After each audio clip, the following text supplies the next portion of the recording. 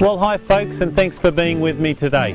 What I'd love to show you today is how we turned this quite plain and boring little courtyard into, I think, something quite special. And we did that with three things. We had a small, medium and large pond and waterfall kit. And you know, you wouldn't necessarily put three of those in your own property, but this was a great opportunity so that I could show you how easy each of those was and how you could use them either in the garden or on this hard concrete paved surface. Well, this is one of the medium waterfalls that we're going to put on the large pond here. As with all of our waterfalls, at the back of it and underneath is in this case an inch fitting. So I'll just grab the pump and some tube and we'll squash that over. As you can see, one person can actually do this. Two would make it a lot easier for this, but it's still, you know, this only weighs, I think, 25 kilograms, so 50-60 pounds, so it's not too heavy at all. A little awkward, that's the biggest problem.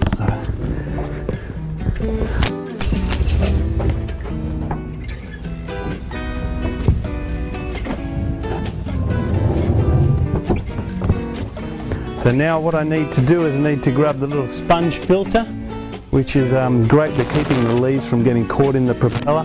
Also helps keep the pond clean. We'll go into that later about keeping ponds clean and what's necessary for the small, medium and large ponds. Okay. This just squashes over the filter inlet intake, and like all ponds, you actually don't want to see that, so that's where this pump cover rock really works well. You can use real rocks, although the only trouble is when you've got to get to your pump, then you've got to move all the real rocks, whereas this is very light and easy. So now we'll just put our power cord over towards where our power outlet is, which is weatherproof power point. So now that's probably the hardest part of the whole job done. You know, it's taken minutes to do, and the rest is really good and work. So now you just got to be relaxed, not in a hurry, place some things around, and they can be a selection of many things. So I'm going to keep with keeping the natural look, which is what this is all moulded from, natural rocks. So I'm going to get started with some of the bigger plants and then some nice bits of old weathered driftwood and some river stones. So just follow me as we move a few of these things around.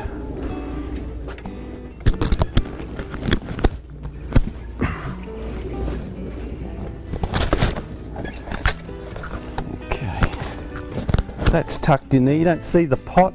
If you did see the pot, then there's plenty of rocks and other ways of camouflaging those. We'll get a bit of flower and colour in there with some lovely azaleas tucked in at the back here. Okay. So usually you put your bigger plants and your bigger things around first and move from there to your smaller, more decorative little pieces.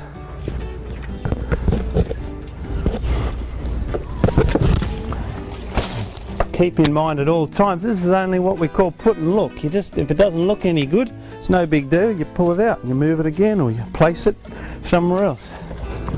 Okay, some great bits of little wood here. They work really well too for covering your pots. So in this case I want to get some more plants tucked into here, and maybe that'll work like that.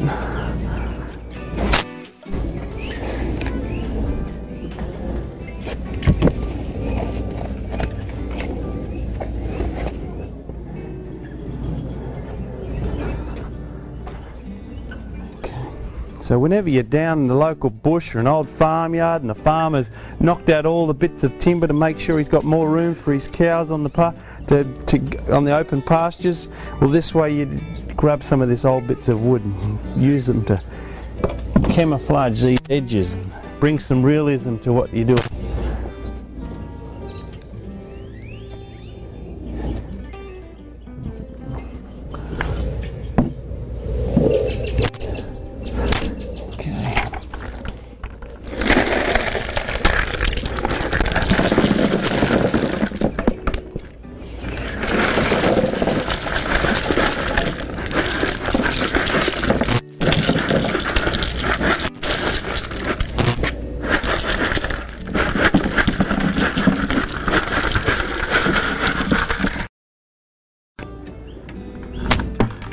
Next thing we need is some water plants sitting inside the pond, and they work for many reasons on helping your pond stay nice and clean and looking attractive.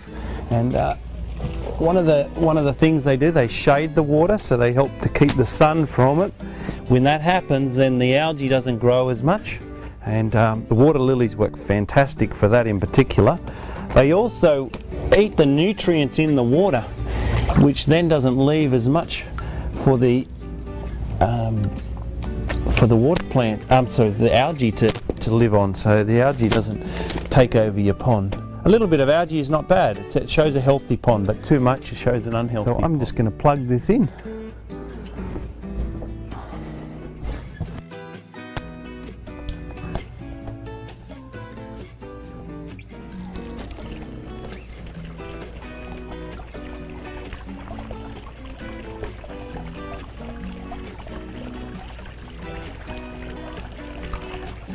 This waterfall is meant to get water running right over to the right hand side, and it doesn't have to run as much as the left hand side.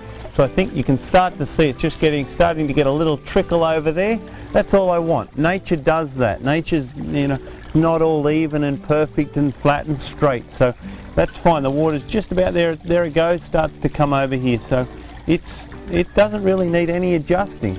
Only thing maybe you could do is once again just screw it to the surround of the pond, or even screw it to the timber on the house, and then it's going to handle any sort of movement at all.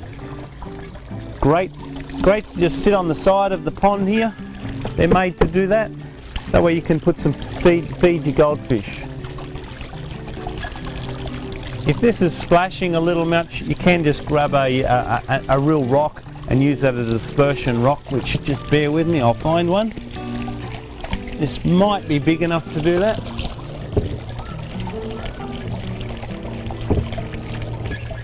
There you go. So now all you have to do is sit back and enjoy.